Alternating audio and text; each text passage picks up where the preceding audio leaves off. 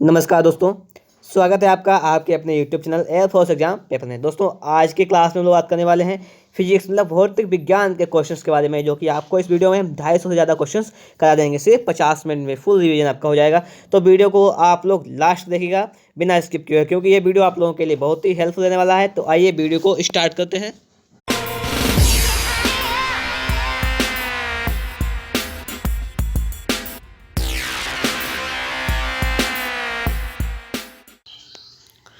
तो देखिएगा आपके सामने लिखा हुआ आ गया है भौतिक विज्ञान। इसका मतलब क्या? फिजिक्स।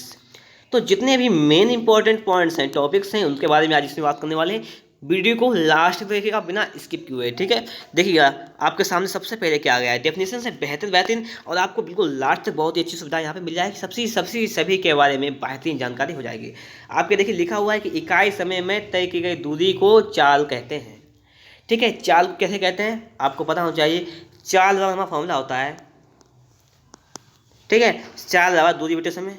दूरी बटे समय, इसका मतलब यहाँ पे क्या है, कह रहा है आपसे कि इकाई समय में, अगर हम समय को एक मान लें यहाँ पर, एक सेकंड में यहाँ पर, तो दूरी एक हो जाएगी हमारी, चाल बराबर दूरी हो जाएगी। तो क्या हो जाएगा हमारा कि इकाई समय में तय की गई दूरी को क्या कहते हैं, हम चाल कहते हैं। आगे लिखा हुआ इकाई समय में निश्चित दिशा में तय की गई दूरी को वेग कहते हैं। मतलब क्या है, वेग के लिए हमारा जो समय होता है वो दिशा जो होती है वो निश्चित दिशा होती है कि हमने हाँ इस दिशा में दूरी को तय किया है। चाल के लिए कोई दिशा नहीं होती है, ठीक है। आगे की बात कर लिया, देखिए आपके सामने आ गया है कि सदिश राशियाँ।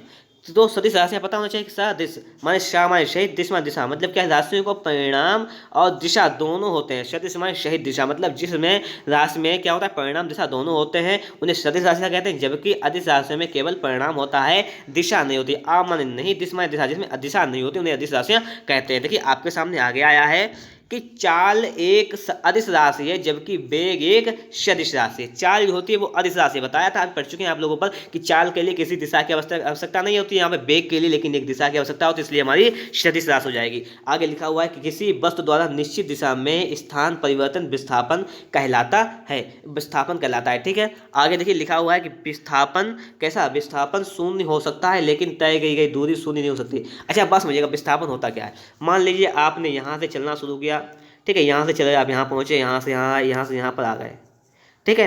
इतना आपने बी तक बिंदु आ गए, तो विस्थापन कितना हुआ। विस्थापन मतलब जो दूरी यहाँ से यहाँ तक की दूरी जो है वो हमारी क्या हो गई, विस्थापन हो गई है, ठीक है। ए से बी तक की दूरी हमारी ये विस्थापन हो गई। तो आप में सवाल में कह रहा है कि विस्थापन शून्य हो सकता है और लेकिन तय की गई दूरी शून्य नहीं हो सकती। विस्थापन शून्य हो सकता है, कैसे हो सकता है देखिएगा। मान लीजिएगा अगर हम यहाँ से स्टार्ट करें, यहाँ से गए, यहाँ से इधर आए, इधर जाके बाद इसमें मिल गए जाके, तो यहाँ पे हमारा विस्थापन कितना होगा, विस्थापन बिल्कुल शून्य होगा, क्योंकि हमने जहाँ से स्टार्टिंग किया था वहीं पर फिर चले गए, तो विस्थापन शून्य हो जाएगा, ठीक है। आगे देखिएगा, लेकिन चाल शून्य होगी। आगे क्या लिखा हुआ है, त्वरण की प्रकाश लिखा हुई एक्सीलरेशन की कि वेग में प्रति इकाई समय में होने वाले परिवर्तन को उस पिंड का त्वरण कहते हैं। त्वरण कहते हैं, ठीक है। त्वरण कैसे कहते हैं, वेग के में प्रति इकाई समय में होने वाले परिवर्तन को, ठीक है। क्या होता है, त्वरण का सूत्र होता है कि त्वरण बराबर हमारा होता है कि वेग परिवर्तन बटे समयांतराल। ये तो होता है कि समय में जो परिवर्तन होता है वो हमारा समय में, इकाई समय में होने वाले वेग परिवर्तन को हम क्या कहते हैं, त्वरण कहते हैं, ठीक है। आगे आपके सामने लिखा हुआ है यहाँ पर कि त्वरण और विस्थापन दोनों ही सदिश राशियां हैं। अभी देखिए आपके सामने उससे पहले आया था, यहाँ पर आपने वो भी पढ़ा था, सदिश राशियां कौन कौन सी थी, देखिएगा लिखा हुआ था यहाँ पर, समझ लीजिएगा बात इस तरीके से। यहाँ पर लिखा हुआ है चाल एक अदिश राशि जबकि वेग एक सदिश राशि यहाँ पर, ठीक है। और यहाँ पर त्वरण और विस्थापन के बारे में दे दिया सदिश राशि है। न्यूटन के प्रथम गति के नियम के अनुसार क्या होता है, न्यूटन का प्रथम गति का नियम पता है आप लोगों को, नहीं पता समझिएगा कि कोई वस्तु गतिशील है तो वह गतिशील और स्थिर है तो वह स्थिर रहना चाहती जब तक कि उस पर कोई बाहरी बल ना करे। मतलब क्या है समझिएगा बात, इसको अच्छे तरीके से समझिएगा कि जब कोई वस्तु अगर विराम अवस्था में होती है तो वह विराम अवस्था में रहना चाहती है, मतलब रुकी हुई होती है, रुकी होना चाहती है। अगर मान लीजिए वह गति अवस्था में होती है तो गति अवस्था में रहना चाहती है जब तक कि उस पर कोई वाह्य बल लगाकर उस पर कोई दबाव ना डाला जाए, ये हमारा होता है। आगे लिखा हुआ है कि विराम के जड़त्व के कारण रुकी हुई गाड़ी को अकस्मात चलने से यात्री पीछे की ओर झुक जाता है। विराम के जड़त्व के कारण, अगर आपसे क्वेश्चन पूछ दिया जाए कि जब गाड़ी रुकी हुई होती है और चलने, मतलब क्या, रुकी हुई गाड़ी को अचानक चलने से यात्री पीछे की ओर चले जाते हैं, क्यों होता है ऐसा, तो ऐसा होता है विराम के जड़त्व के कारण ऐसा होता है, ठीक है। तो समझिएगा, क्योंकि पहले हमारा शरीर जो होता है वो एक विराम अवस्था में होता है और जब हम गाड़ी चलने लगती है तो गति अवस्था में होता है, तो इसलिए शरीर भी गति करने लगता है, क्योंकि हमारा जो ऊपर वाला भाग होता है वो गाड़ी के साथ ही गति में हो जाता है। ठीक है, इसलिए आगे लिखा हुआ है गति के जड़त्व। ये क्या होता है कि कार चलते हुई गाड़ी को अचानक रुकने पर यात्री आगे की ओर झुक जाता है। मतलब क्या है, विराम के जड़त्व के कारण यात्री पीछे की ओर झुक जाता है और गति के जड़त्व के कारण यात्री आगे की ओर झुक जाता है। आगे लिखा हुआ है कि विराम के जड़त्व के कारण डंडे से प्रहार करने पर कोट की धूल झड़ जाती है। किसके कारण, अगर आपसे पूछ दिया जाए, मान लीजिए क्वेश्चन आ सकता है ऐसे कि मान लीजिए किस कारण जो मान लीजिए हम यानी किस विधि से हम कोट की धूल को झाड़ सकते हैं, तो बता सकते हैं कि विराम के जड़त्व के कारण झाड़ सकते हैं। ठीक है, आगे लिखा हुआ है कि न्यूटन के प्रथम गति नियम से बल की परिभाषा प्राप्त होती है। पता होना चाहिए आपको कि वहाँ से बल की परिभाषा निकली थी। हमारा पहला नियम था कि अगर कोई वस्तु विराम अवस्था में है तो विराम अवस्था में ही रहेगी, अगर कोई वस्तु गति अवस्था में है तो गति अवस्था में रहेगी जब तक उसको कोई बाह्य बल ना लगाया जाए। आगे लिखा हुआ है कि बल वह भौतिक कारक है जो किसी वस्तु पर लगकर उसकी अवस्था में परिवर्तन लाता है या लाने की चेष्टा करता है। बल क्या है, बल तो या तो किसी वस्तु की अवस्था में परिवर्तन ला देता है या परिवर्तन लाने का प्रयास करता है, उसे हम क्या कहते हैं, बल कहते हैं। आगे आपके सामने लिखा हुआ है कोणीय वेग क्या होता है, समझिएगा बात। किसी पिंड द्वारा इकाई समय में ध्रुवांतर पर बनाया गया कोण कोणीय वेग कहलाता है। आगे लिखा हुआ है कोणीय वेग का मात्रक रेडियन प्रति सेकंड होता है। वेरी इंपॉर्टेंट आपके लिए कि कोणीय वेग का मात्रक रेडियन प्रति सेकंड होता है। देखिए आप लोग वीडियो को लास्ट देखिएगा, जितने भी मेन पॉइंट्स हैं आपको सारे पॉइंट क्लियर हो जाएंगे इस वीडियो में। आगे देखिए कह रहा है कि न्यूटन के प्रथम गति नियम को जड़त्व का नियम या गैलीलियो का नियम भी कहते हैं। मतलब न्यूटन के गति का जो पहला नियम है उसे हम जड़त्व का नियम या गैलीलियो का नियम भी कहते हैं। आगे देखिए आपके सामने लिखा हुआ है कि किसी वस्तु के मात्रा और वेग के गुणनफल को संवेग कहते हैं। संवेग क्या होता है कि वस्तु की मात्रा और वेग का गुणनफल हमारा संवेग कहलाता है।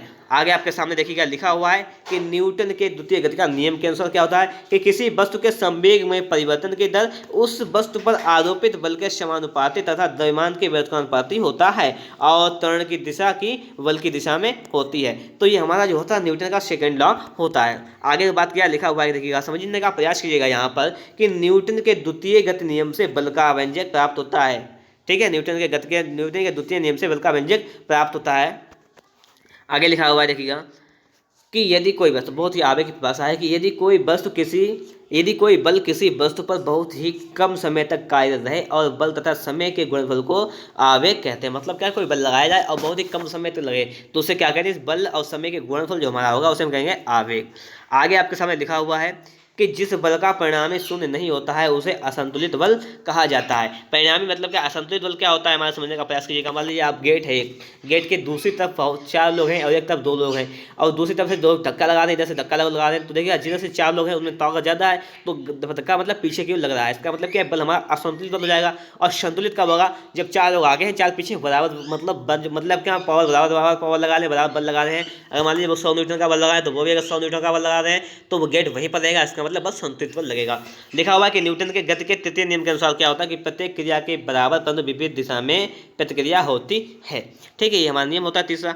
आगे लिखा हुआ है संवेग संरक्षण के सिद्धांत क्या होता है के अनुसार यदि कणों के किसी समूह पर कोई बाह्य बल नहीं लग रहा है तो उस निकाय का कुल संवेग अपरिवर्तित रहता है। ये होता है संवेग संरक्षण का सिद्धांत कि यदि कणों के किसी समूह पर कोई बाह्य बल नहीं लग रहा है तो उस निकाय का कुल संवेग अपरिवर्तित रहता है। आगे लिखा हुआ है आपका अभिकेंद्री बल। सब बेहतरीन परिभाषा मिलेंगी आपको कि वस्तु वृत्ताकार मार्ग पर चलती है और तो उस पर बल वृत्त के केंद्र की ओर से कार्य करता है। मतलब अभिकेंद्री बल जो होता है कि वस्तु जो वृत्ताकार मार्ग पर चलती है इस मार्ग पर, तो उस वस्तु पर जो बल है वृत्त के केंद्र की ओर से कार्य करता है, इस केंद्र की ओर से लगाता है वृत्त। ठीक है, आगे आपके सामने लिखा हुआ है अपकेंद्रीय बल। अपकेंद्रीय बल क्या होता है, अपकेंद्रीय बल में प्रतिक्रिया बल वृत्ताकार पथ पर चलायमान वस्तु के द्वारा अन्य वस्तु पर लगता है यहाँ पर। ठीक है, आगे लिखा हुआ है देखिए पृथ्वी का सूर्य के चारों घूमना तथा इलेक्ट्रॉन का नाभिक के चारों घूमना अभिकेंद्रीय बल का उदाहरण है। पता होगा कि बल जो है वो अंदर से बाहर की ओर लग रहा है यहाँ पर। आगे बात लिखा हुआ है कपड़ा सुखाने की मशीन और दूध से मक्खन निकालने वाली मशीन किसके सिद्धांत पर कार्य करता है, तो यह अपकेंद्रीय बल के सिद्धांत पर कार्य करते हैं। कपड़ा सुखाने वाली मशीन और दूध से मक्खन निकालने वाली मशीन जो है अपकेंद्रीय बल के सिद्धांत पर कार्य करती है। आगे लिखा हुआ है कि बल द्वारा एक पिंड को एक अक्ष के परितः घूमने की प्रवृत्ति को बल आघूर्ण कहते हैं।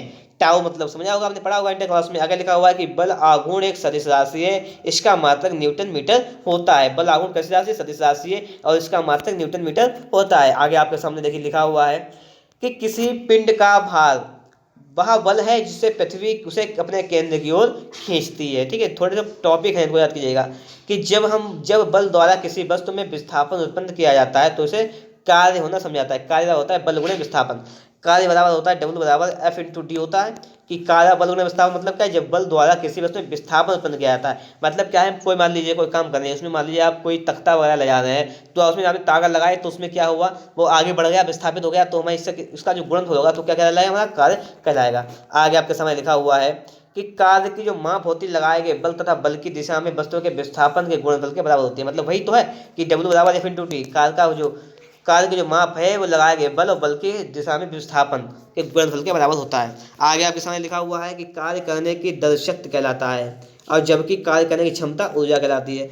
मतलब ठीक समझिएगा बात, कार्य करने की क्षमता जितनी होती है हमारी ऊर्जा कहलाती है। आगे लिखा हुआ है कि कार्य और ऊर्जा का मात्रक जूल है जबकि शक्ति का मात्रक वाट। ठीक है, आगे देखिएगा लिखा हुआ है, इसको समझने का प्रयास कीजिएगा। कह रहा है कि ऊंचाई पर स्थित वस्तु स्प्रिंग बांधकर रोके गए जल आदि में स्थित ऊर्जा होती है। घड़े की चाबी में संचित ऊर्जा कौन सी होती है, स्थितिज ऊर्जा होती है। ऊर्जा संरक्षण का नियम क्या होता है वो उसको समझ लीजिएगा कि ऊर्जा ना तो उत्पन्न की जा सकती है ना ही नष्ट की जा सकती है, इसे केवल एक रूप से दूसरे रूप में चेंज कर सकते हैं। ऊर्जा किसी हमारे पास ऊर्जा है, हमने काम किया, उसमें ऊर्जा हमारी चलेगी, ऊर्जा हमारी समाप्त हो गई, फिर खाया, मतलब फिर क्या हो, ऊर्जा कभी नष्ट नहीं होती। मतलब क्या होती है, ऊर्जा सिर्फ ट्रांसफर हो जाती है हमारे यहाँ, हमने इस काम की क्षमता को लगा दिया। आगे लिखा हुआ है कि एक अश्वशक्ति ईस्वी में होते 746 वाट के बराबर होता है। ठीक है, एक अश्वशक्ति कितना होता है, 746 वाट के बराबर होता है। आगे लिखा हुआ है देखिएगा कि वह न्यूनतम वेग जिससे प्रेक्षित करने पर कोई पिंड पृथ्वी के गुरुत्वीय क्षेत्र से बाहर निकल जाए उसे पलायन वेग कहते हैं। पलायन वेग क्या होता है, जैसे मान लीजिए हमने कोई चीज़ फेंक दी, यहाँ से जमीन से फेंकी तो पृथ्वी से बिल्कुल बाहर ही निकल जाए तो हमारा उसे कहते हैं पलायन वेग। लिखा हुआ है चंद्रमा पर जी का मान जो होता है पृथ्वी के जी का मान का 1/6 गुना होता है। यहाँ पर मान लीजिए अगर कोई भी चीज़ यहाँ पर 60 किलो की है तो चंद्रमा पर जाएंगे तो 1/6 मतलब क्या हो जाएगी हमारी कि 60 गुणे 1/6 मतलब क्या हो जाएगा, समझने का प्रयास कीजिएगा, 10 किलो की हो जाएगी। अगर हमारे यहाँ पर कोई चीज़ 60 किलो की तो चंद्रमा पर 10 किलो की हो जाएगी। आगे लिखा हुआ है समझिएगा, उसको भी समझ लीजिए हैं।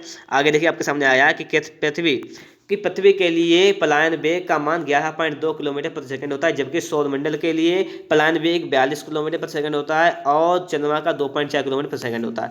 मतलब क्या है कि अगर हम पृथ्वी से कोई भी चीज़ फेंकें कितनी स्पीड से, 11.2 किलोमीटर प्रति सेकंड, एक सेकंड में 11 किलोमीटर 200 मीटर तक जाए, ठीक है, तो वो कभी वापस लौट कर नहीं आएगी। अगर सौरमंडल के लिए पलायन वेग 42 किलोमीटर प्रति सेकंड होता है, ठीक है, इनको अच्छी तरीके से समझने का प्रयास कीजिएगा। आगे लिखा हुआ है भू स्थित ग्रह का घूर्णन काल 24 घंटे के लिए तुल्य होता है तथा वह पृथ्वी के सापेक्ष स्थिर दिखाई देता है। आगे समझिएगा, आगे लिखा हुआ है कि दाब का SI मात्रक जो होता है वो न्यूटन प्रति वर्ग मीटर या पास्कल होता है। दाब का मात्रक क्या होता है, न्यूटन प्रति वर्ग मीटर या पास्कल। आगे लिखा हुआ है कि वायु दाब मापी बैरोमीटर का पारा का अचानक बढ़ जाना यह सूचित करता है कि मौसम स्वच्छ रहेगा। मतलब वायु दाब जो होता है बैरोमीटर, उसका अगर पारा अचानक से बढ़ जाता है तो उसका क्या सूचना होता है कि हमारा मौसम स्वच्छ रहेगा। ठीक है, आगे देखिए लिखा हुआ है कि पृष्ठ तनाव के कारण वर्षा की बूंदें गोलाकार तथा शेविंग ब्रश को जल से निकलने पर इसके केश आपस में सट जाते हैं। मतलब क्या है, पृष्ठ तनाव के कारण ऐसा होता है। केशिकत्व के कारण क्या होता है, केशिकत्व के कारण लालटेन की बत्ती में तेल ऊपर चढ़ जाता है। अगर आपसे क्वेश्चन कर दिया जाए कि लालटेन की बत्ती में तेल ऊपर कैसे चढ़ जाता है, किस कारण होता है, तो ये होता है केशिकत्व के कारण। आगे लिखा हुआ है, इसको समझने का प्रयास कीजिए कि ब्लॉटिंग पेपर से स्याही का सुखाया जाना भी केशिकत्व का एक कारण होता है। आगे लिखा हुआ है कि ध्वनि तरंगे अनुदैर्ध्य तरंग का उदाहरण है, किसका, अनुदैर्ध्य, जबकि प्रकाश तरंगे अनुप्रस्थ तरंगे होती हैं। प्रकाश कैसी होती है, अनुप्रस्थ तरंगे होती हैं, और ध्वनि तरंगे कैसी होती हैं, अनुदैर्ध्य तरंगे होती हैं। आगे लिखा हुआ है कि आवृत्ति को हर्ट्ज में मापा जाता है। आवृत्ति का मात्रक क्या होता है, हर्ट्ज होता है। और देखिएगा आपके सामने आ गया है अगला कि कह रहा है टॉपिक हमारा कह रहा है कि ध्वनि का वेग हवा में 332 मीटर प्रति सेकंड होता है, जल में 1483 मीटर प्रति सेकंड तथा लोहे में 5130 मीटर प्रति सेकंड होता है। ध्वनि का वेग सेकंड में अलग अलग दिया गया है। आगे लिखा हुआ है कि ध्वनि का वेग पर दाब का कोई प्रभाव नहीं पड़ता है। आगे लिखा हुआ है कि ध्वनि की चाल तरंगदैर्ध्य एवं आयाम पर निर्भर नहीं करती। ध्वनि की चाल जो है तरंगदैर्ध्य और आयाम पर निर्भर नहीं करती है। यहाँ पर आगे लिखा हुआ है कि एक माध्यम से दूसरे माध्यम में जाने पर ध्वनि की आवृत्ति नहीं बदलती है। एक माध्यम से दूसरे माध्यम में जाएगी तो उसकी ध्वनि की आवृत्ति नहीं बदलती है। अगर लिखा कि 20 हर्ट्ज के नीचे आवृत्ति वाले ध्वनि तरंगों को अपशब्द तथा 20 से 20 यहाँ पर लिखा 20,000 हर्ट्ज तक के बीच की तरंग को श्रव्य तरंगे कहा जाता है। मतलब 20 हर्ट्ज से नीचे के तरंगों को क्या कहते हैं, अपश्रव्य कहते हैं, और 20 हर्ट्ज से 20,000 के बीच के अवैध तरंगों को क्या कहते हैं, श्रव्य तरंगे कहते हैं। ठीक है, आगे देखिए क्या लिखा हुआ है, यहाँ पर समझने का प्रयास कीजिएगा कि 20,000 हर्ट्ज से ऊपर के तरंगों को पराश्रव्य तरंगे कहा जाता है। आपने तीनों चीज़ें पढ़ ली हैं। और 20 से 20,000 के बीच के तरंगों को मानव कान सुन सकता है। कहाँ तक ये सुन सकता है? 20 से 20,000 तक के। ठीक है, आगे लिखा हुआ है कि कुत्ता, बिल्ली या चमगादड़ आज 20,000 हर्ट्ज से ऊपर के सब तरंगों को सुन सकते हैं। ठीक है, कुत्ता, बिल्ली और चमगादड़ आज होते हैं तो 20,000 हर्ट्ज से ऊपर के सब तरंगों को सुन सकते हैं। ठीक है, देखिए आगे आपके सामने लिखा हुआ है कि पराश्रव्य तरंगों का प्रयोग समुद्र की गहराई, ट्यूमर का पता लगाने, वायुयंत्र, घड़ियों, ठीक है, के पुर्जों को साफ करने में किया जाता है। समझ गए इतनी बात? आगे देखिए और समझिए क्या बात। आपके लिए हमने लिखा हुआ है कि प्रतिध्वनि सुनने के लिए श्रोता एवं परावर्तक सतह के बीच कम से कम 17 मीटर की दूरी होनी चाहिए। दोबारा की ध्वनि सुनने के लिए श्रोता और परावर्तक जो होता है उसके बीच, मतलब परावर्तक मतलब ध्वनि टकरा कर जब वापस आएगी तो उसके बीच की दूरी कितनी हो जानी चाहिए? 17 मीटर की होनी चाहिए। आगे आपके सामने लिखा हुआ है कि लोलक का आवर्तकाल, क्या लिखा हुआ है कि लोलक का आवर्तकाल लोलक के द्रव्यमान पर निर्भर नहीं करता है। और आगे लिखा हुआ है कि कान पर ध्वनि का प्रभाव 1/10 सेकंड तक रहता है। 1/10 सेकंड तक कान पर ध्वनि का प्रभाव रहता है। सही। आगे देखिए लिखा हुआ है कि CP माइनस CV बराबर R मेयर सूत्र के नाम से जाना जाता है। किस सूत्र से? मेयर सूत्र के नाम से जाना जाता है। और देखिएगा आगे आपके सामने है, इसको पढ़ लेते हैं कि ध्वनि के अपवर्तन के कारण ध्वनि दिन की अपेक्षा रात में अधिक सुनाई पड़ती है। ध्वनि के अपवर्तन के कारण होता है। आपने सुना होगा जब आप शांत रात में लेटे होंगे बिस्तर पर तो एक आवाज़ आती है तो आपके कानों तक पहुंच जाती है, लेकिन दिन में जो आवाज़ें होती हैं वो आपके कानों तक नहीं पहुंचती। आगे लिखा हुआ है कि दूरी मापने की सबसे बड़ी इकाई क्या है? हमारी पारसेक है। लिखा है संवेग दोगुना करने पर गति ऊर्जा 4 गुनी हो जाती है। ठीक है, ये देखिएगा इसका एक नियम है, यहाँ पर एक फॉर्मूला लगाते हैं यहाँ पर, संवेग का जो है अगर दोगुना कर दें हम तो गति ऊर्जा हमारी 4 गुना हो जाएगी। आगे लिखा हुआ है कि भू-स्थिर ग्रह पश्चिम से पूर्व की ओर घूमता है। भू-स्थिर ग्रह कैसे घूमता है? पश्चिम से पूर्व की ओर। आगे लिखा हुआ है देखिएगा यहाँ पर कि वायुमंडलीय दबाव मापी बैरोमीटर का पाठ्यांक जब एकाएक नीचे गिरता है तो आंधी तथा जब धीरे नीचे गिरता है, एकाएक नीचे गिरता है तो आंधी, धीरे नीचे गिरता है तो वर्षा आने की संभावना होती है। बैरोमीटर का पाठ्यांक जब एकाएक नीचे गिरता है और जब ऊपर बढ़ता है अचानक तो हमारा देखिए मौसम स्वच्छ होता है। लिखा हुआ है आपेक्षिक घनत्व को हाइड्रोमीटर से मापा जाता है। ठीक है, आपेक्षिक घनत्व को किसे मापते हैं? हाइड्रोमीटर से मापा जाता है। लिखा है लोलक की लंबाई बढ़ने पर आवर्तकाल बढ़ जाता है। ठीक है, आगे देखिए लिखा हुआ है कि पारा जो होता है कि -39 डिग्री सेंटीग्रेड पर जमता है। पारा लेकिन द्रव धातु होती है हमारी, पता है कि केवल एक कौन सी द्रव धातु है? पारा द्रव धातु हमारी होती है। लिखा हुआ है कि ठोसों में ऊष्मा का संचालन जो होता है संचरण चालन विधि द्वारा किया होता है। जैसे चालन विधि क्या होती है थोड़ी सी समझ लीजिएगा बात। अगर मान लीजिए आप लोहे की कोई चीज़ लें उसको आग में रख दें तो उसका जो होता है अगर हम उसको आगे पार्ट रखेंगे तो पीछे वाला पार्ट भी गर्म हो जाएगा। जैसे अगर बात करें चिमटा लिया आपने, चिमटा को आग में रख दिया तो आप जब आगे से उसको आग में रख देंगे तो उसका जो कर्ज होता है पीछे भी उसकी ऊर्जा को चार से संचरण होता रहता है। इसमें मतलब क्या पूरा चिमटा गर्म हो जाता है। लिखा हुआ है गैसों तथा द्रवों में ऊष्मा का संचरण संवहन विधि से होता है। आगे लिखा हुआ है कि सेनोमीटर एक स्वरमापी है। सेनोमीटर क्या है? एक स्वरमापी है। आगे लिखा हुआ है कि 4 डिग्री सेंटीग्रेड पर जल का घनत्व सबसे अधिक तथा आयतन सबसे न्यूनतम होता है। 4 डिग्री सेंटीग्रेड पर जल का घनत्व सबसे अधिक होता है। ठीक है, लिखा हुआ है कि पृथ्वी पर सूर्य से ऊष्मा विकिरण द्वारा प्राप्त की जाती है। विकिरण क्या होता है? किरण के द्वारा। आगे लिखा हुआ है आसमान में बादल छाए रहने पर वातावरण में गर्मी महसूस होती है। देखिए लोगों को समझा होगा कि बादलों वाली रात जो होती है अपेक्षा तक गर्म होती है, गर्मी महसूस की जाती है। आगे देखिए लिखा हुआ है कि वायुमंडल संवहन विधि द्वारा गर्म होती है। लिखा हुआ है कि वायु तथा निर्वात में प्रकाश की चाल सबसे अधिक 3 × 10⁸ मीटर पर सेकंड होती है। निर्वात और वायु में चाल कितनी होती है प्रकाश की? 3 × 10⁸ मीटर पर सेकंड होती है। लिखा हुआ कि बैंगनी रंग के लिए प्रकाश का प्रकीर्णन सबसे अधिक तथा लाल रंग के लिए प्रकाश का प्रकीर्णन सबसे कम होता है। मतलब क्या है कि प्रकीर्णन मतलब फैलना, कि बैंगनी रंग जो होता है वो सबसे अधिक फैल जाता है, जबकि लाल रंग होता है जैसे आपने सुना होगा कि जो सिग्नल्स होते हैं टावर वगैरह में उनमें सब लाल क्यों लगा दिया जाता है? रंग क्यों होता है? क्योंकि देखिए उसका जो होता है वो दूर तक सूचित करता है, दूर तक पता लग रहा है। बैंगनी रंग का कर दिया जाए तो बहुत जल्दी फैल जाएगा वो। ठीक है, आगे लिखा हुआ देखिएगा कि आकाश के रंग नीला प्रकाश के प्रकीर्णन के कारण होता है। आकाश का रंग नीला कैसे होता है? प्रकाश के प्रकीर्णन के कारण होता है। आगे लिखा हुआ कि पृथ्वी को चंद्रमा और सूरज के बीच में आने में के कारण चंद्रग्रहण लगता है। चंद्रग्रहण कब होता है? जब पृथ्वी को चंद्रमा और सूर्य के बीच में आने के कारण होता है। ठीक है, जब पृथ्वी जो होती है चंद्रमा और सूर्य के बीच में आता है चंद्रग्रहण लगता है। आगे लिखा हुआ है चंद्रमा को पृथ्वी और सूर्य के बीच में आने के कारण सूर्य ग्रहण लगता है। ठीक है, पता होना चाहिए आप लोगों को। और देखिए उन्होंने कह दिया कि अगर दो दर्पण एक दूसरे के समांतर हो तो उनके बीच रखी वस्तु का अनंत प्रतिबिंब बनता है। दो अगर दर्पण रखे हुए और एक दूसरे के समांतर रखे हो तो उनके बीच जो वस्तु रखते हैं उसके अनंत प्रतिबिंब बनते हैं। ठीक है, इतनी बात आपको पता होना चाहिए। आगे देखिएगा लिखा हुआ अगला पॉइंट आपके सामने आ गया है। देखिएगा लिखा हुआ है कि सोलर कुकर, परावर्तक दूरबीनों, सर्च लाइट, रोगियों के नाक, कान, गले आदि की जांच तथा हजामती दर्पण, मतलब हजामती मतलब कि दाढ़ी बनाने के लिए दर्पण के रूप में अवतल दर्पण का प्रयोग किया होता है। ठीक है, इन सभी में कान नाक, डॉक्टर जो होता है वो कान नाक गले आदि की सफाई मतलब अच्छी तरह देखने के लिए अवतल दर्पण का उपयोग करता है। आगे आपके सामने देखिएगा लिखा हुआ है कि देखिएगा, उसको समझने का प्रयास कीजिएगा कि प्रकाश के अपवर्तन के कारण रात तारे टिमटिमाते तथा पानी के अंदर रखी छत टेढ़ी दिखाई पड़ती है। किसके कारण? प्रकाश के अपवर्तन के कारण। आगे लिखा हुआ कि हीरे का चमकना, रेगिस्तान में मरीचिका बनना, कांच में आए दरार का चमकना पूर्ण आंतरिक परावर्तन के कारण होता है। किस लिए होता है? ये पूर्ण आंतरिक परावर्तन के कारण होता है। आपके सामने देखिए आगे लिखा हुआ है, इसको भी समझने का प्रयास कीजिएगा आप लोग। लिखा हुआ है कि उत्तल दर्पण का उपयोग जो होता है मोटर कार में साइड मिरर के रूप में होता है। उत्तल दर्पण का प्रयोग कब होता है? कि मोटर कार में साइड मिरर के रूप में, साइड मिरर के रूप में होता है। मतलब क्या, साइड मिरर में लगा लेते हैं मोटर कार में, वो उत्तल दर्पण हमारा होता है। आगे लिखा हुआ है कि लेंस की क्षमता का मात्रक होता है डायोप्टर। लेंस की क्षमता का मात्रक क्या होता है? डायोप्टर होता है। आगे लिखा हुआ है कि इंद्रधनुष के बीच का रंग कैसा होता है? हरा होता है। आप लोगों ने पढ़ा होगा यहाँ पर कि विबग्योर, आप लोगों ने पढ़ा होगा कि VIBGYOR पढ़ा होगा आप लोगों ने। बीच में देख लीजिएगा हमारा ग्रीन कलर है यहाँ पर, तो हमारा इंद्रधनुष के रूप में हरा रंग होता है। आगे लिखा हुआ है कि लाल तथा हरा एवं नीला को प्राथमिक रंग कहा जाता है। पता होना चाहिए कि प्राथमिक रंग हमारा कौन कौन सा होता है? लाल है, हरा है, नीला हमारा कैसा होता है? प्राथमिक रंग होता है। आपके सामने आगे लिखा हुआ है कि स्पष्ट दृश्य की न्यूनतम दूरी 25 सेंटीमीटर होती है। पता होना चाहिए कि स्पष्ट दृश्य की न्यूनतम दूरी कितनी होती है? होती है 25 सेंटीमीटर।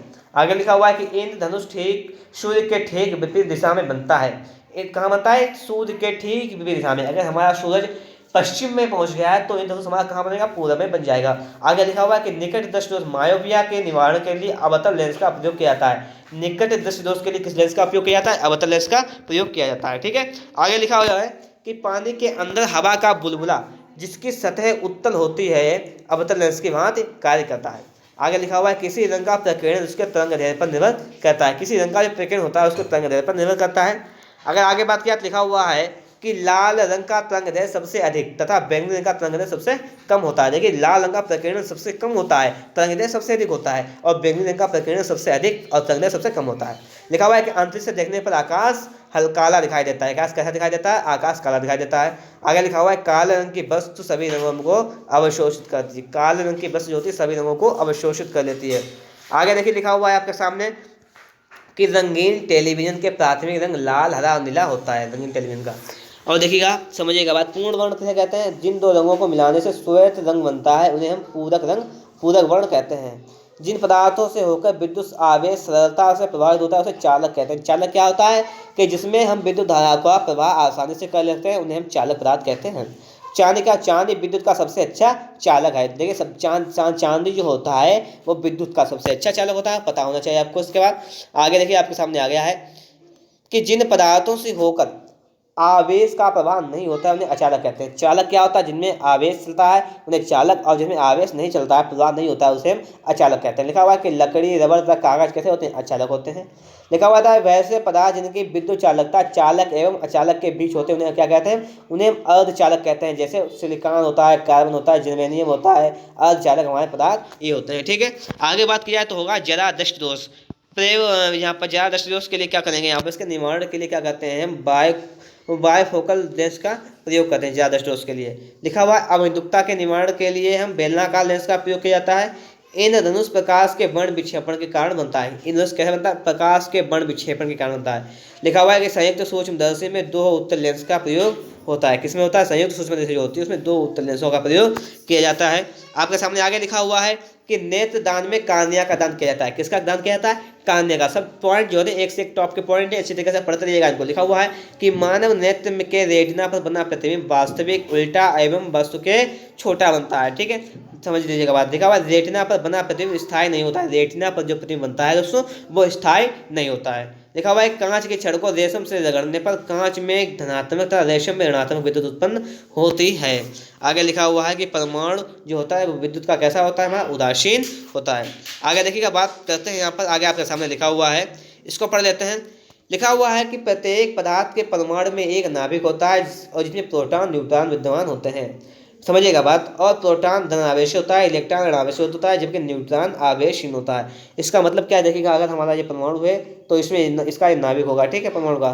तो नाभिक में क्या होता है, न्यूट्रॉन और प्रोटॉन होता है, न्यूट्रॉन प्रोटॉन नाभिक होते हैं। इलेक्ट्रॉन जो होता है इसके बाहरी कक्षा में चक्कर लगाते हैं, ठीक है। आगे का बात किया, लिखा हुआ है तड़ित चालक। तड़ित चालक क्या होता है, तड़ित चालक का प्रयोग तड़ित के दौरान बहुत ऊंचे भवनों की सुरक्षा के लिए किया जाता है। तड़ित चालक क्या होता है कि देखिए, जब मान लीजिए जब कोई भी फैक्ट्री वगैरह होती है उसमें तड़ित चालक लगा दी जाती है, ऊपर के लिए त्रिशूल ऐसा बना दिया जाता है, जबकि अगर बिजली कड़के बिजली जब गिरती है तो वो कंपनी को नुकसान ना हो, बिजली सीधे अंडरग्राउंड में चली जाए। आगे लिखा हुआ है तड़ित चालक तांबे का बनाया जाता है, ठीक है। आगे देखिए लिखा हुआ है कि दीर्घ दृष्टि दोष के निवारण के लिए उत्तल का लेंस का प्रयोग किया जाता है, ठीक है। लिखा हुआ है कि विद्युत सेल में रासायनिक ऊर्जा को विद्युत ऊर्जा में परिवर्तित किया जाता है। आगे लिखा हुआ है टॉप पॉइंट आपके सामने, 1 किलोवाट घंटा को 1 यूनिट भी कहा जाता है। लिखा है कि 1 किलोवाट घंटा को क्या कह सकते हैं, कि 1 यूनिट भी हम कह सकते हैं। आगे लिखा हुआ है देखिएगा कि किसी विद्युत धारा को लवण के जरिए विलयन में प्रवाहित करने पर विलयन का विद्युत अपघटन हो जाता है। मान लीजिए करंट आपने फ्लो कर दिया, विद्युत जल का अपघटन था उसमें, तो क्या हो जाएगा, विद्युत अपघटन हो जाएगा। यहाँ पर लिखा हुआ है बिजली के हीटर या स्त्री में नाइक्रोम के तार का प्रयोग होता है, कि बिजली का हीटर हो या स्त्री मतलब प्रेस में नाइक्रोम के तार का प्रयोग होता है। आगे लिखा हुआ है कि ट्यूबलाइट में कांच की लंबी ट्यूब के अंदर की दीवारों पर फास्फोरस का लेप, फास्फर का लेप होता है। किसका लेप होता है, फास्फर। आगे लिखा हुआ है ट्यूब के दोनों किनारों पर बेरियम ऑक्साइड के तंतु लगे होते हैं, किसके, बेरियम ऑक्साइड के। आगे आपके सामने लिखा हुआ है ठीक, लेक लांसर सेल में विद्युत अपघट्ट के रूप में अमोनियम क्लोराइड और जिंक क्लोराइड का लेप होता है। आगे लिखा हुआ है कि डायनेमो यांत्रिक ऊर्जा को विद्युत ऊर्जा में बदलता है, ठीक है। डायनेमो क्या करता है, यांत्रिक ऊर्जा को विद्युत ऊर्जा में बदलता है, ठीक। आगे देखिएगा आपके सामने लिखा हुआ है यहाँ पर कि डायनेमो जो होता है विद्युत चुम्बकीय प्रेरण के सिद्धांत पर कार्य करता है। अगर आपसे पूछ दिया जाए कि डायनेमो किस सिद्धांत पर काम करता है, तो ये विद्युत चुम्बकीय प्रेरण के सिद्धांत पर काम करता है। आगे लिखा हुआ है कि विद्युत मोटर विद्युत ऊर्जा को यांत्रिक ऊर्जा में परिवर्तित करता है। लिखा हुआ है कि सस्ता फ्यूज तार तांबा टिन या शीशे के मिश्र धातु का बना होता है। किसका सस्ता फ्यूज तार होता है, तांबा टिन या शीशे के मिश्र धातु का बना होता है, ठीक है। आगे बात किया तो लिखा हुआ कि विद्युत बल्ब का आविष्कार थॉमस अल्वा एडिसन ने किया था। बिल्कुल बेहतरीन टॉपिक पॉइंट है यहाँ पर हमारा, इसको भी आप लोग याद कर लीजिएगा। लिखा हुआ है कि चुंबक के स्वतंत्रता पूर्वक लटकाने पर वह सदैव उत्तर दक्षिण दिशा में ही रुकती है। मानिए आप चुंबक को लीजिएगा, उसको लटकाइएगा, तो सदैव उसका एक सिरा उत्तर में होगा, एक दक्षिण में होगा, ठीक है। आगे लिखा हुआ है देखिएगा, इसको भी समझ लेते हैं कि चुंबकों के समान ध्रुवों के बीच विकर्षण तथा असमान ध्रुवों के बीच आकर्षण होता है। जैसे आप चुंबक लीजिएगा, चुंबक आपस में जुड़ जाते हैं, लेकिन कभी कभी कंडीशन ऐसी होती है कि चुंबक को कभी भी नहीं जुड़ते, दूर दूर भागते। तो ऐसा जब होता है कि जो समान ध्रुव होते हैं, अगर नॉर्थ है तो उत्तर उत्तरी ध्रुव होगा, या साउथ है तो साउथ साउथ होगा, इसलिए नहीं जुड़ते हैं। आगे लिखा हुआ है कि चुंबक को हथौड़े से पीटने या गर्म करने पर लाल बना देने से उसका चुंबकत्व खत्म हो जाता है। चुंबक को हम हथौड़े से पीट दें या गर्म करके लाल बना देने पर उसका चुंबकत्व खत्म हो जाएगा। लिखा हुआ है कि पृथ्वी के ध्रुवों पर नमन कोण जो होता है वो कितना होता है, 90 होता है, तथा विषुवत रेखा पर कोण जो होता है वो 0 डिग्री होता है। आपके सामने देखिए अगला आ गया है क्वेश्चन। लिखा हुआ है कि चुंबकत्व की असली पहचान विकर्षण तथा प्रतिकर्षण है। चुंबकत्व की असली पहचान क्या है, विकर्षण प्रतिकर्षण। लिखा हुआ है कार्बन डेटिंग 14 विधि का उपयोग कर जीवाश्म प्राचीन पादपों की आयु आदि का पता लगाया जाता है, ठीक है। प्राचीन जो जीवाश्म है उनके बारे में इसका पता लगाया जाता है कार्बन डेटिंग 14 का उपयोग करके। आपके सामने आगे आ गया है कि पुरानी चट्टानों तथा पृथ्वी की आयु में अंकलन में यूरेनियम डेटिंग का प्रयोग किया गया था। एक्स किरणों की खोज 1895 में रांजन ने की थी, ठीक है। एक्स किरणों की खोज कितने की, रांजन ने की थी। अब देखिएगा आपके सामने ये भी आ गया, उसको पढ़ लेते हैं अच्छी तरीके से हम। लिखा हुआ है हमारा कि परमाणु बम का सिद्धांत नाभिकीय विखंडन पर आधारित है। किस पर, नाभिकीय विखंडन पर। आगे लिखा हुआ है कि विद्युत वाहक बल का मान विभवांतर से सदैव अधिक होता है। विद्युत वाहक बल जो होता है विभवांतर से सदैव अधिक होता है। लिखा हुआ है कि नाभिकीय रिएक्टर में ईंधन के रूप में यूरेनियम का प्रयोग होता है। किसका प्रयोग होता है, ईंधन के रूप में यूरेनियम का प्रयोग होता है, ठीक है। आगे लिखा हुआ है आपका कि नाभिकीय रिएक्टर में होने वाले विक्रिया के नियंत्रण के लिए कैडमियम या बोरान की क्षणों का प्रयोग किया जाता है। आगे आपके सामने लिखा हुआ है, इसको समझ लेते हैं कि नाभिकीय रिएक्टरों में न्यूट्रॉनों की गति को धीमा करने के लिए भारी जल या ग्रेफाइट को मंदक के रूप में प्रयोग किया जाता है। किसमें, नाभिकीय रिएक्टर जो होता है इनमें न्यूट्रॉनों की गति को कम करने के लिए भारी जल क्या होता है, D2O होता है हमारा, D2O और ग्रेफाइट का प्रयोग किया जाता है। लिखा हुआ है हाइड्रोजन बम का निर्माण नाभिकीय संलयन पर आधारित होता है। किस पर होता है, नाभिकीय संलयन पर।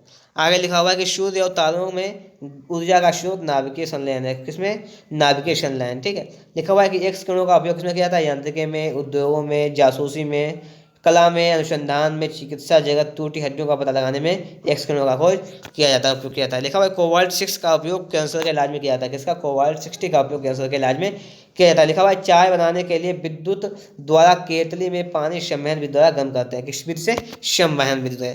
आगे लिखा हुआ है कि इंद्रधनुष आकाश में वर्षा के बाद सूर्य का ठीक विपरीत दिशा में बनता है। ये क्वेश्चन हो चुका है, रिपीट हुआ है यहाँ पर। लिखा हुआ है ट्यूबलाइट में आर्गन गैस पारे के साथ भरी जाती है जबकि मुख्य रूप से नाइट्रोजन होती है। ट्यूबलाइट में आर्गन गैस जो होती है पारे के साथ भरी जाती है जबकि मुख्य रूप से नाइट्रोजन होती है। यहाँ पर लिखा हुआ है कि चुंबक जो होती है मुख्यतः लोहे इस्पात के बनाए जाते हैं। किसके? लोहे और इस्पात। अब देखिए लिखा हुआ है कि सबसे पहले नाभिकीय रिएक्टर कहाँ शिकागो में बनाया गया था। आगे है कि गुरुत्वीय त्वरण जी का मान 9.8 मीटर पर सेकंड उसका होता है, जबकि सार्वत्रिक गुरुत्वीय निर्देशांक जी का कैपिटल जी का मान जो होता है वो कितना होता है? 6.6734 गुणा 10 की घात -11 न्यूटन स्क्वायर प्रति किलोग्राम स्क्वायर होता है। आगे लिखा हुआ है कि जी की इकाई जो होती है कितनी होती है? न्यूटन मीटर स्क्वायर प्रति किलोग्राम स्क्वायर है। लिखा गया ध्रुवों पर जी का मान महत्तम और विषुवत रेखा पर न्यूनतम होता है। लिखा है पृथ्वी के अंदर केंद्र पर जी का मान शून्य होता है। कहाँ पर? पृथ्वी के अंदर जो केंद्र होता है उस पर जी का मान शून्य होता है। जल पृष्ठ पर तरंगें ऊर्जा की वाहक होती हैं। आगे लिखा हुआ है पारा जो होता है थर्मामीटर के नली को नहीं भिगोता। किसको? पारा जो होता है थर्मामीटर के नली को नहीं भिगोता है। आगे लिखा हुआ है देखिए केल्विन ताप के माप क्रम का शून्य जो होता है वो -273 डिग्री केल्विन होता है, सेंटीग्रेड होता है। लिखा हुआ है सूर्य एक गैसीय गोला है जिसमें 71% हाइड्रोजन। सूर्य जो है एक कैसे गोला है? एक गैसीय गोला है जिसमें 71% हाइड्रोजन, 26.5% हीलियम और 2.5 अन्य तत्व होते हैं। लिखा हुआ है कि एक प्रकाश वर्ष 9.46 गुणा 10 की घात 12 किलोमीटर या 9.46 गुणा 10 की घात 15 मीटर के बराबर होता है। ठीक है, आपके सामने आगे लिखा हुआ है कि पृथ्वी द्वारा सूर्य के चक्कर लगाने में किया गया कोई कार्य नहीं होता, मतलब पृथ्वी द्वारा सूर्य के चक्कर लगाने में किया गया कार्य शून्य होता है। ठीक है, आगे लिखा हुआ है क्योंकि इसमें देखिएगा जब पृथ्वी सूर्य के चारों लगाएगी तो उसका विस्थापन क्या होगा? विस्थापन शून्य होगा। आपका फॉर्मूला होता है ये बराबर डब्ल्यू, देखिए सूत्र होता है W/F/d होता है कि विस्थापन जब जो जीरो है तो कार्य क्या होगा? कार्य भी जीरो होगा। आपके साथ लिखा हुआ कि वॉशिंग मशीन जो होती है अपकेंद्रण के सिद्धांत पर कार्य करती है। ठीक है, अब देखिएगा आगे समझ लेते हैं हम इसको। आगे लिखा हुआ है कि पहाड़ों पर खाना देर से पकता है क्योंकि वहाँ वायुमंडलीय दाब कम होने के कारण जल का क्वथनांक कम हो जाता है। ठीक है, पहाड़ों पर खाना जो होता है देर से पकता है क्योंकि वहाँ पर जो वायुमंडलीय दाब होता है कम होने के कारण जल की क्वथनांक कम हो जाता है। लिखा हुआ है कि रेल की पटरियों के बीच कुछ जगह छोड़ दी जाती है क्योंकि पटरियाँ गर्मियों में ऊष्मा पाकर प्रसारित होती हैं, फैल जाती हैं। ठीक है, आगे लिखा हुआ है कि जल के जमने से इसका आयतन बढ़ता है। यही कारण है कि जाड़ों में कभी कभी नल के पाइप फट जाते हैं क्योंकि पानी जमेगा तो आयतन बढ़ जाएगा तो उसमें आ नहीं पाएगा ना पानी जितना आना चाहिए था, उससे उसका पाइप कभी फट जाते हैं। लिखा हुआ है यहाँ पर कि कैंडिला ज्योति तीव्रता का मात्रक के पता होना चाहिए। लिखा हुआ है सिस्मोग्राफ द्वारा भूकंप तरंगों को मापा जाता है। किसके द्वारा? सिस्मोग्राफ द्वारा। लिखा हुआ है साबुन के बुलबुला व्यक्तिकरण के कारण रंगे दिखाई देते हैं। किसके कारण? व्यक्तिकरण के कारण। आगे देखिए लिखा हुआ है यहाँ से कि भू स्थिर भूपग्रह की पृथ्वी से ऊंचाई कितनी होती है? 36,000 किलोमीटर होती है। कितनी होती है? 36,000 किलोमीटर। आगे लिखा हुआ है ग्रहों को कक्षा में नियमित रखने वाले बल को गुरुत्वीय बल कहते हैं। ग्रहों को कक्षा में नियमित रखने वाले बल को गुरुत्वीय बल कहते हैं। आगे देखिए लिखा हुआ है कि बर्नौली प्रमेय के अनुसार कि जिस स्थान पर द्रव का वेग अधिक होता है वहाँ पर दाब कम होता है। समझिएगा बात, बर्नौली प्रमेय कहते हैं कि जिस स्थान पर द्रव का वेग अधिक होगा वहाँ पर दाब कम होगा। बर्नौली के प्रमेय के अनुसार गहरा जल शांत रहता है। कैसा होता है? शांत। लिखा हुआ है कि रॉकेट की गति और जेट विमान संवेग संरक्षण के सिद्धांत पर आधारित है। किस सिद्धांत पर? रॉकेट की गति और जेट विमान जो है संवेग संरक्षण के सिद्धांत पर आधारित है। ठीक है, आगे लिखा हुआ है कि जब प्रकाश वायु से कांच में प्रवेश करता है तो इसकी चाल घट जाती है। प्रकाश वायु से कांच में प्रवेश करता है। लिखा हुआ है ट्रांसफार्मर का कोर जो होता है नरम लोहे का बना होता है। रेडियो का सुनना अनुनाद के कारण संभव है। किसी कारण? अनुनाद के कारण। लिखा हुआ है कमरे में रखे रेफ्रिजरेटर का दरवाजा खोल देने से कमरे का तापमान बढ़ जाता है। अब देखिए आपके सामने अगला क्वेश्चन यहाँ पर लिखा हुआ है। देखिए लिखा हुआ है कि साइकिल में हवा भरते समय पंप जो होती है बैरल रुद्धोष्म परिवर्तन के कारण गर्म हो जाता है। पंप किस कारण गर्म हो जाता है? ये हो जाता है पंप बैरल जो होता है रुद्धोष्म परिवर्तन के कारण गर्म हो जाता है। कौन सा परिवर्तन होता है दोस्तों? ये होता है रुद्धोष्म परिवर्तन। आगे अगर हम बात करें तो आगे देखिए आपके सामने लिखा हुआ है कि कम घनत्व के कारण बादल वायुमंडल में तैरते हैं। बादल जो होते हैं वायुमंडल में क्यों तैरते हैं? ये होते हैं कम वायुमंडल के कारण। आगे लिखा हुआ है कि मैक नंबर का प्रयोग जहाजों के लिए किया जाता है। किसका किया जाता है? कि मैक नंबर का प्रयोग जहाजों के लिए किया जाता है। लिखा हुआ है कि दूध से क्रीम अलग करने का पर दूध का घनत्व बढ़ जाता है। दूध से क्रीम जब अलग करते हैं तो दूध का घनत्व बढ़ जाता है। लिखा हुआ है डॉपलर प्रभाव का प्रयोग आकाशीय पिंडों को वेग को ज्ञात करने में किया जाता है। मतलब डॉपलर प्रभाव इसका उपयोग क्या किया जाता है?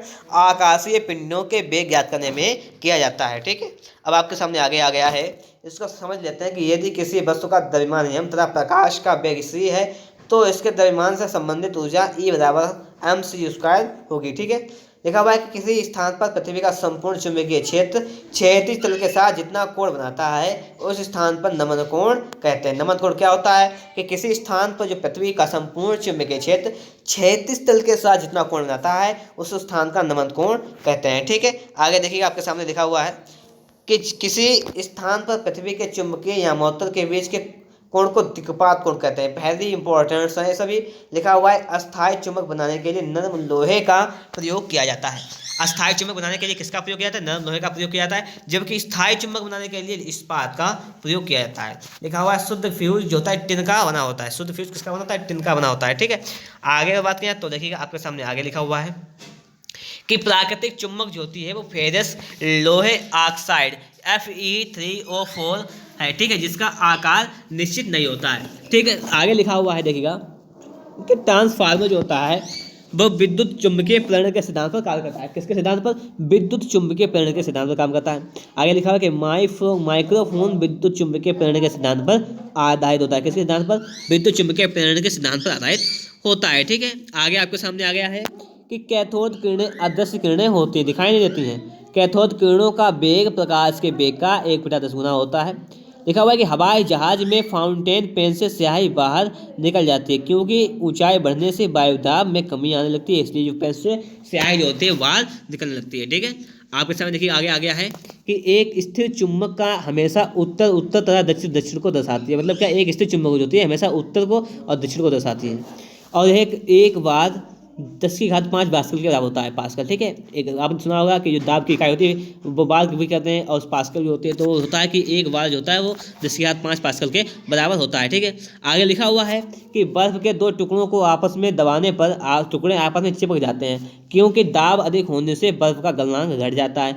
क्योंकि चिपक जाते हैं, क्योंकि जब दाब अधिक होगा तो उसका गलनांक कम हो जाएगा, इसलिए चिपक जाते हैं। लिखा हुआ है कि जब प्रकाश वायु से कांच में जाता है तो उसका तरंगदैर्घ्य घट जाता है। मतलब जब प्रकाश होता है वायु से कांच में जाता है तो उसका तरंगदैर्घ्य कैसा हो जाता है? घट जाता है। आगे देखिएगा लिखा हुआ है यहाँ पर कि बैंगनी रंग का अपवर्तन जो होता है सबसे अधिक होता है। श्वेत प्रकाश 7 रंगों का मिश्रण होता है। श्वेत प्रकाश में कितने रंग होते हैं? 7 रंग होते हैं। लिखा हुआ है उत्प्लावन बल में डूबे भाग के बराबर आयतन द्रव के भार के आयतन के बराबर होता है। उत्प्लावन बल में डूबे जो भाग होता है उसका जो आयतन होता है द्रव के भार के आयतन के बराबर होता है। ठीक है, आगे देखिए आपके सामने लिखा हुआ है यहाँ पर, इसको देख लेते हैं हम कि किसी वस्तु का भार निर्वात में अधिकतम होता है। कब होता है? निर्वात में। लिखा हुआ है पृष्ठ तनाव का मात्रक न्यूटन प्रति मीटर होता है। पृष्ठ तनाव का मतलब क्या होता है? न्यूटन प्रति मीटर होता है। लिखा है कि दूर की वस्तुओं को देखने के लिए टेलीस्कोप का प्रयोग किया जाता है। टेलीस्कोप मतलब दूरदर्शी का प्रयोग किया जाता है। ठीक है, आगे लिखा हुआ है कि पृथ्वी के भौगोलिक तथा चुंबकीय अक्षों के बीच का कोण कितना होता है? 18 डिग्री होता है। ठीक है, आगे लिखा हुआ है फ्यूज तार का गलनांक बहुत कम होता है। फ्यूज तार का गलनांक कैसा होता है? बहुत कम होता है। प्राशब्द तरंगों का उपयोग संकेत भेजने में किया जाता है। प्राशब्द तरंगों का उपयोग किसमें किया जाता है दोस्तों? तो प्राशब्द तरंगों का उपयोग संकेत भेजने में किया जाता है। हाँ, अगर आपने अभी तक वीडियो को लाइक नहीं किया है तो वीडियो को फटाफट से लाइक कीजिएगा। अगर आप हमारे चैनल से नए जुड़े हुए हैं, आपने अभी तक हमारे चैनल को सब्सक्राइब नहीं किया है तो चैनल को सब्सक्राइब भी कीजिएगा, साथ में बेल आइकन को प्रेस कीजिएगा ताकि आने वाली वीडियो की नोटिफिकेशन आप तक सबसे पहले पहुंचे। नेक्स्ट क्वेश्चन हमारा क्या कह रहा है उसको भी देख लेते हैं। लिखा हुआ है कि ताप क्रम बढ़ने से हवा का घनत्व घट जाता है। ठीक है, आगे लिखा हुआ है कि बर्फ का घनत्व पानी के घनत्व के कम होता है। यही कारण है कि वह पानी में तैरता रहता है। कि बर्फ का अगर टुकड़ा हम पानी में डाल दें तो दोस्तों वह तैरता रहता है। इसलिए क्या होता है यहाँ पर समझने वाली यहाँ पर यह है कि बर्फ का घनत्व पानी के घनत्व से कम होता है। आगे लिखा हुआ है सर्वाधिक आघात वर्णीय धातु सोना है। सबसे ज़्यादा आघात वर्णीय क्या होती है? सोना होती है। सोने को पीटकर बहुत खींचतार बहुत लंबा तार बनाया जा सकता है। ठीक है, आगे देखिए लिखा हुआ है आपको यहाँ से लिखा हुआ है कि बर्फ और ढलवा लोहा को गर्म करने पर इसका आयतन घट जाता है। अगर बर्फ और ढलवा लोहा है उसको गर्म करें तो उसका आयतन कैसा होगा? घट जाएगा। आगे लिखा हुआ है गर्म करने पर ठोस पदार्थों का घनत्व सामान्यतः घटता है। मतलब गर्म करने कोई भी ठोस पदार्थ तो उनका घनत्व जो होता है वो घट जाता है। आगे लिखा हुआ है कि बर्फ और ढलवा लोहा को गर्म करने पर घनत्व कैसा होता है? बढ़ता है। गर्म करेंगे बढ़ता है। ठीक है, यहाँ पर समझिएगा, बात समझने का प्रयास करिए। गर्म करने पर ठोस पदार्थ का घनत्व सामान्यतः घटता है, और बर्फ से ढलवा लोहा को गर्म करने पर, किसी लोहा को ढलवा लोहा को गर्म करने पर इसका घनत्व बढ़ जाता है। लिखा हुआ है कि बर्फ की गुप्त ऊष्मा 80 किलो कैलोरी होती है। बर्फ की गुप्त ऊष्मा कितनी होती है? 80 किलो कैलोरी होती है। आगे लिखा हुआ है कि ध्वनि का प्रसारण निर्वात में संभव नहीं होता कि ध्वनि जो होती है वो निर्वात में नहीं हो सकती है। जहाँ पर वायु ना, वहाँ पर आप बोलेंगे तो हवा, क्योंकि जो हमारी आवाज़ होती है वो हवा के माध्यम से ही तो जाती है और वहाँ पर नहीं जाएगी। आगे लिखा हुआ है कि चंद्रमा पर वायुमंडल की अनुपस्थिति के कारण प्रतिध्वनि नहीं सुनाई पड़ती है। वायुमंडल की अनुपस्थिति के कारण प्रतिध्वनि सुनाई नहीं पड़ती है। आगे लिखा हुआ है, इसको भी समझ लेते हैं अच्छी तरीके से हम। लिखा हुआ है कि उत्तल दर्पण में बना प्रतिबिंब हमेशा काल्पनिक सीधा वस्तु से छोटा होता है। कैसा होता है? काल्पनिक हमेशा वस्तु से छोटा होता है। आगे देखिए लिखा हुआ है कि घर्षण बल की अनुपस्थिति के कारण बर्फ पर चलने में कठिनाई होती है। कब होती है? कि घर्षण बल नहीं होता है बर्फ पर, इसलिए चलने में दिक्कत होती है। यहाँ पर लिखा हुआ है कि पृष्ठ तनाव के कारण दो भीगी कांच को हटाने में अधिक बल लगाना पड़ता है। दो भीगी कांच को हटाने में अधिक बल लगाना पड़ता है। आगे देखिएगा लिखा हुआ है कि कांच की छड़ को गर्म करने पर उसके सिरे पृष्ठ तनाव के कारण ही गोल हो जाते हैं। कांच की छड़ को गर्म करने तो उसके सिरे जो गोल हो जाते हैं, किस कारण? पृष्ठ तनाव के कारण। लिखा हुआ है आकाश में तारे अपवर्तन के कारण टिमटिमाते हैं। लिखा हुआ है कि वर्णक्रम में सबसे अधिक प्रकीर्णन बैंगनी रंग का होता है। किसका होता है? बैंगनी रंग का होता है। अब देखिए आपके सामने आगे आ गया है कि बेतार तरंग की खोज वैज्ञानिक हर्ट्ज ने की थी। किसने की थी? वैज्ञानिक हर्ट्ज ने। लिखा हुआ है गैलीलियो की दूरदर्शी में अवतल लेंस का प्रयोग किया था। किसका किया था? अवतल लेंस का प्रयोग किया जाता है। आगे लिखा हुआ है यहाँ पर कि शोल्डर टिन तथा शीशा का मिश्रण होता है। शोल्डर क्या होता है? टिन और शीशा का मिश्रण। लिखा हुआ है हवाई जहाज के ब्लैक बॉक्स का रंगीन रंग कैसा होता है? नारंगी होता है। ब्लैक बॉक्स का रंग कैसा होता है? नारंगी होता है। प्रकाश वर्ष दूरी की इकाई है। किसकी है? दूरी की। डॉपलर प्रभाव ध्वनि से संबंधित है। किससे संबंधित? डॉपलर प्रभाव जो होता है दोस्तों ध्वनि से संबंधित होता है। आगे आपके सामने क्वेश्चन आ गया है, यहाँ पर देख लेते हैं कि एनीमोमीटर यंत्र का प्रयोग हवा की दिशा और वेग मापने में किया जाता है। ठीक है। आगे लिखा हुआ है कि ट्यूबलाइट में मर्क्यूरिक ऑक्साइड एवं आर्गन गैस का प्रयोग होता है। ट्यूबलाइट में किसका प्रयोग होता है? मर्क्यूरिक ऑक्साइड और आर्गन गैस। लिखा हुआ है हेली पुच्छल तारा 76 वर्षों के बाद दिखाई देता है। कब? हेली जो पुच्छल तारा है 76 वर्षों के बाद दिखाई देता है। ठीक है। लिखा हुआ है कि ब्लैक होल सिद्धांत एस चंद्रशेखर ने दिया था। किसने? ब्लैक होल सिद्धांत किसने दिया था? एस चंद्रशेखर ने दिया था। आगे देखिए लिखा हुआ है कि फोटो खींचने वाले प्लेट पर प्रकाश पड़ने पर प्रकाश रासायनिक ऊर्जा में बदल जाती है। किसमें? प्रकाश जो है रासायनिक ऊर्जा में बदल जाता है। लिखा हुआ है प्रतिध्वनि सुनाई देने पर पड़ने पर के कारण ध्वनि का परावर्तन है। मतलब प्रतिध्वनि कब सुनाई पड़ती है? मतलब आप एक बार आवाज लगाएं और आवाज आप पलट कर आपके कान में सुनाई देती है, कभी कभी ऐसा होता है, तो ये होता है प्रतिध्वनि का कारण, मतलब कि ध्वनि आपकी टकरा कर वापस आना। लिखा हुआ है कि भारत का प्रथम नाभिकीय ऊर्जा संयंत्र कहाँ है? तारापुर में स्थापित हुआ था। ठीक है। कहाँ हुआ था? तारापुर में स्थापित हुआ था। आगे लिखा हुआ है कि सूर्य और तारों का स्रोत, ऊर्जा का स्रोत जो है नाभिकीय संलयन होता है। कि सूर्य और तारों में ऊर्जा का स्रोत होता है नाभिकीय संलयन होता है। ठीक है। अगर आगे हम बात करें तो आगे आपके सामने लिखा हुआ है कि द्रव जो होता है, समझिएगा बात, यहाँ लिखा हुआ है कि द्रव जो होता है बूंद और संकुचित होकर न्यूनतम क्षेत्र घेरने की प्रवृत्ति का कारण प्रश्न होता है। द्रव जो होता है बूंद का संकुचित होकर न्यूनतम क्षेत्र घेरने की प्रवृत्ति का कारण होता है प्रश्न होता है। स्त्रियों की आवाज़ का तारतम्य तो पुरुषों की तुलना में अधिक होता है, इसलिए स्त्रियों की जो आवाज़ होती है अधिक सुरीली होती है। आगे है कि एक कृत्रिम उपग्रह में विद्युत ऊर्जा का स्रोत सौर शैलें होती हैं। ठीक है। अब देखिए बात करें आगे तो आगे आपके सामने लिखा हुआ है कि उच्च तापमान को मापने के लिए पायरोमीटर का यंत्र का प्रयोग होता है। और लिखा हुआ है कि रेफ्रिजरेटर में थर्मोस्टेट का एक समान तापमान को बनाए रखता है। किसको? एक समान तापमान को। ठीक है। समान। लिखा हुआ है कि धूप के चश्मे की पावर जो होती है 0 डायोप्टर होती है। कितनी होती है? 0 डायोप्टर होती है। दूरबीन का आविष्कार गैलीलियो ने किया था। लिखा हुआ है कि तेल जल की सतह पर फैल जाता है क्योंकि तेल का पृष्ठ तनाव जो होता है पानी से कम होता है। तेल जो होता है जल की सतह पर फैल जाता है क्योंकि तेल का पृष्ठ तनाव पानी से कम होता है।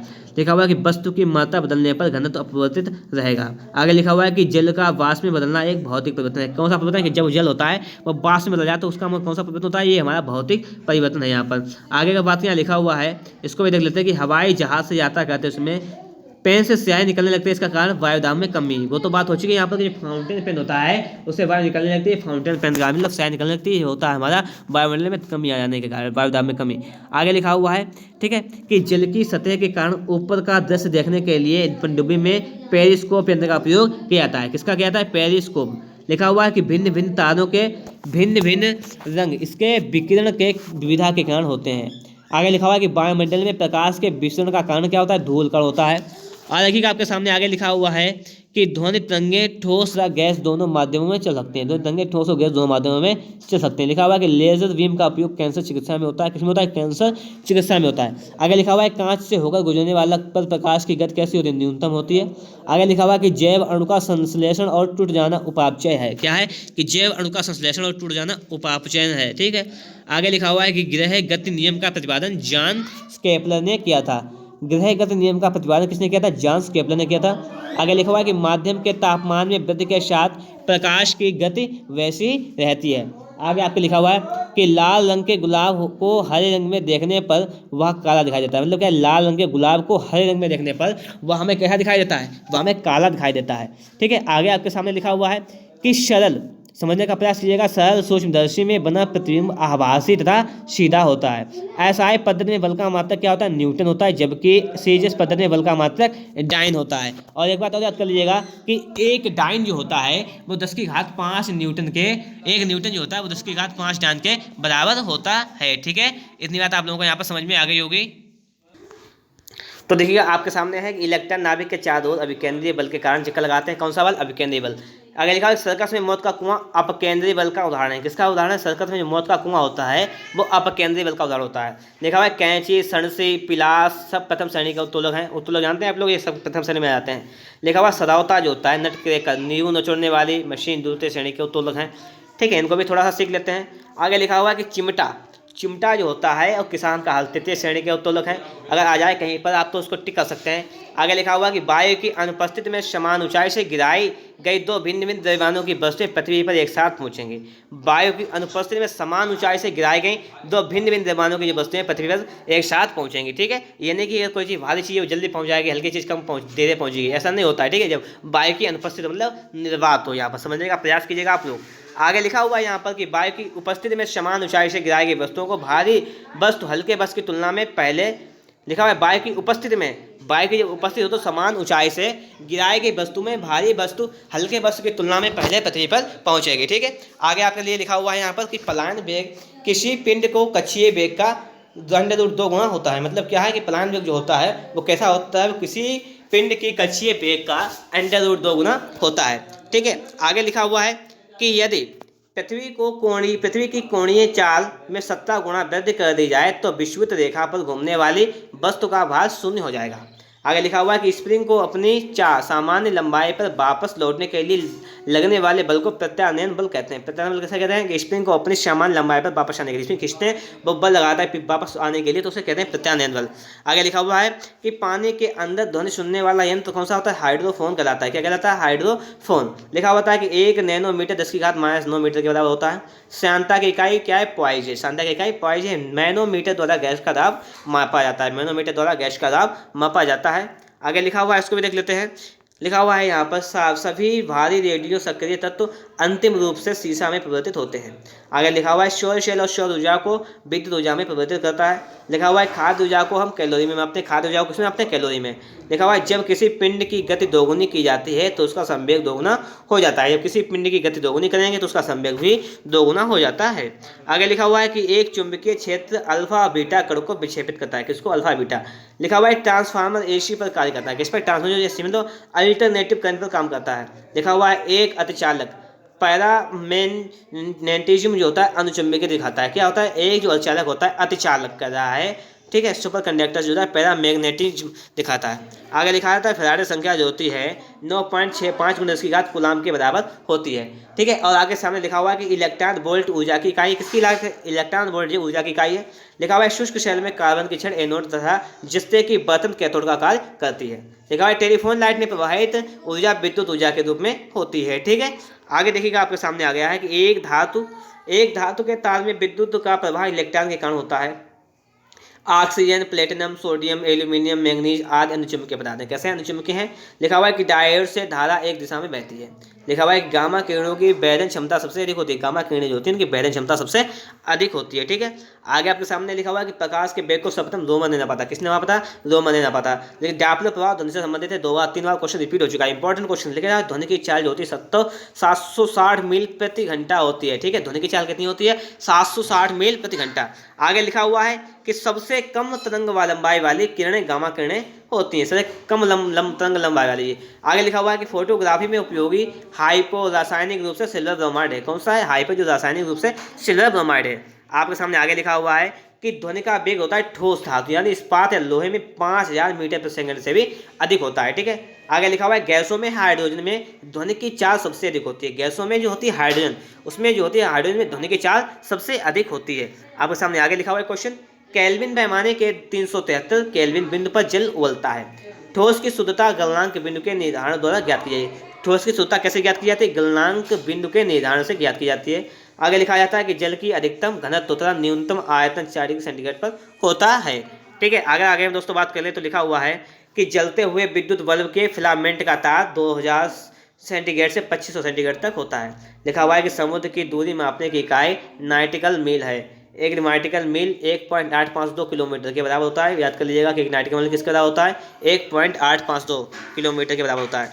लिखा हुआ है यहाँ पर कि वायुयान के चाल और ध्वनि के चाल के अनुपात को मेघ संख्या कहते हैं। मेघ संख्या कैसे कहते हैं, वायुयान के चाल और ध्वनि के चाल। लिखा हुआ है सावन के बुलबुला व्यतिकरण के कारण रंगीन दिखाई पड़ता है। व्यतिकरण के कारण रंगीन दिखाई पड़ता है। लिखा हुआ है कार्य का सीजिस प्रत्येक मात्रक अर्घ होता है। ठीक है, आगे लिखा हुआ है पदार्थ का लघुत्तम अंश क्वार्क होता है। दोस्तों इस प्रकार से हमारे फिजिक्स के जितने भी मोस्ट इंपॉर्टेंट क्वेश्चन थे मैंने आपको आज अपनी वीडियो सारे क्वेश्चन कंप्लीट करा दिए हैं।